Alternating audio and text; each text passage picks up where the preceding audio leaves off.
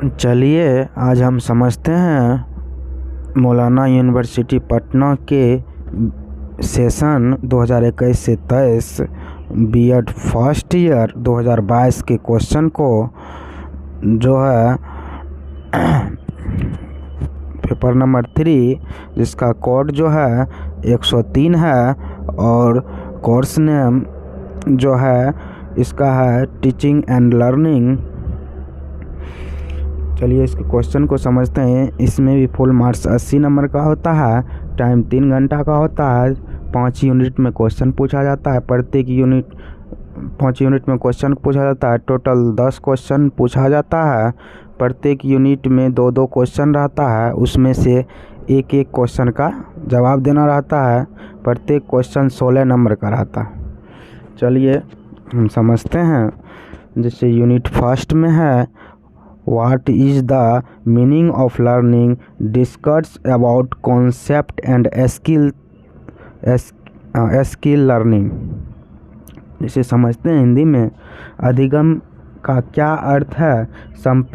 संपर्तीय एवं कौशल सीखने की व्याख्या करें। इसे समझते हैं। अधिगम का क्या अर्थ है? अधिगम मतलब सीखने का क्या मतलब है? सीखना किसे कहते हैं? इसके संपर्तीय एवं कौशल, सीखने की कितनी कौशलें होती है उसका कहता है व्याख्या करने के लिए।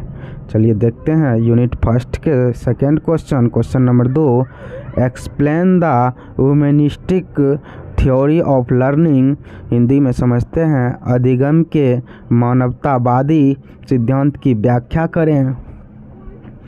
मतलब हुआ अधिगम में सीखने के क्षेत्र में मानवतावादी ने क्या क्या सिद्धांत दिया उसके बारे में कह रहा है व्याख्या करने के लिए। चलिए देखते हैं यूनिट सेकेंड का पहला question. Question number 3, explain in detail factors affecting learning. इसे हिंदी में समझते हैं। अधिगम को प्रभावित करने वाले कारकों की व्याख्या विस्तार पूर्वक कीजिए। जैसे देखिए इसको समझते हैं। अधिगम मतलब सीखने को प्रभावित करने वाले कारक जो होता है उसका कहता है व्याख्या करने। चलिए देखते हैं यूनिट सेकेंड का दूसरा question. Question number 4, what do you mean bye motivation? Explain the type of motivation. Hindi में समझते हैं।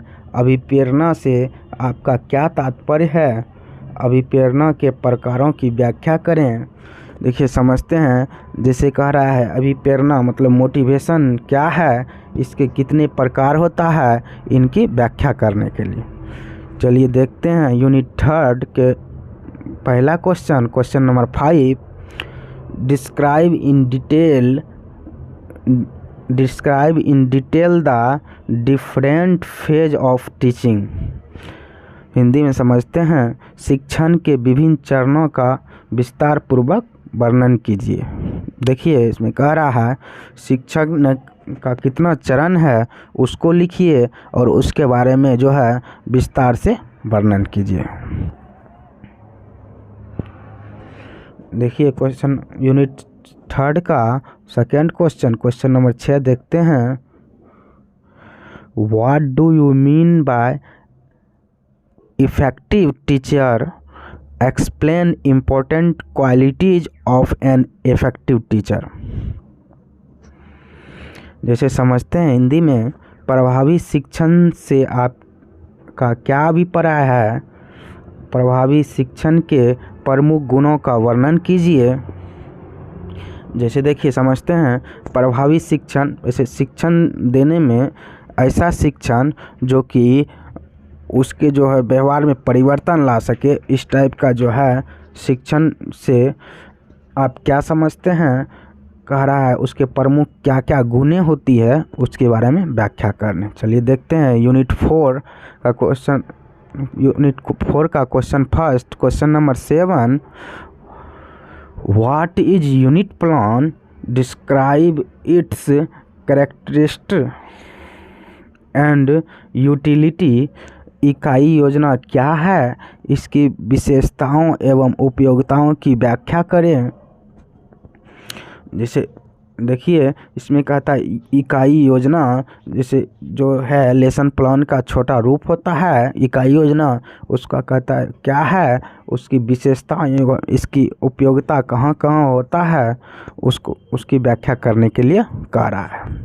चलिए देखते हैं यूनिट 4 का second question, question number 8, what do you mean by learning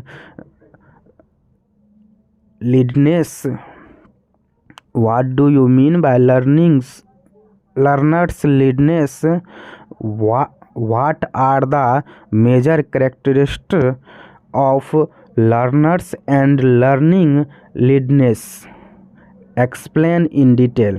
देखिए हिंदी में समझते हैं, अधिगमकर्ता की तत्परता से आपका क्या तात्पर्य है, अधिगमकर्ता एवं अधिगम तत्परता की मुख्य विशेषता कौन कौन सी है, विस्तार से वर्णन कीजिए।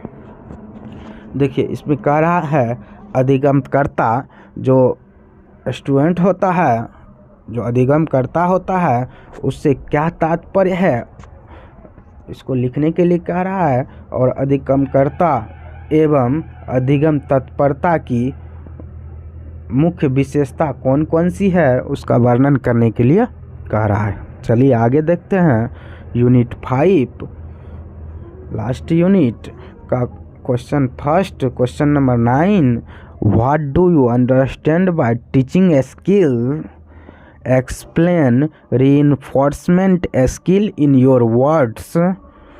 हिंदी में समझते हैं, शिक्षण कौशल से आप क्या समझते हैं, पुनर्बलन कौशल की व्याख्या अपने शब्दों में कीजिए।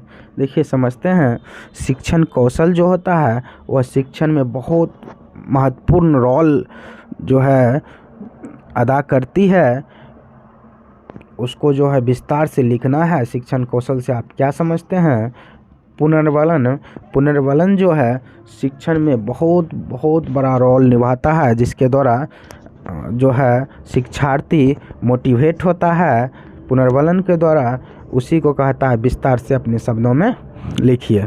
चलिए देखते हैं यूनिट 5 का second question, question number 10, what do you mean bye concept of computer manage instruction, explain in detail.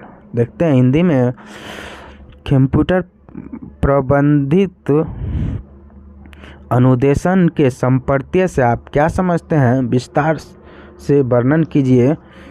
देखिए इसमें कह रहा है कंप्यूटर मैनेजमेंट, इसको समझते हैं, कंप्यूटर प्रबंधित मतलब हुआ कंप्यूटर मैनेजमेंट अनुदेशन के संपर्क का क्या तात्पर्य है, उसके विस्तार से वर्णन करें।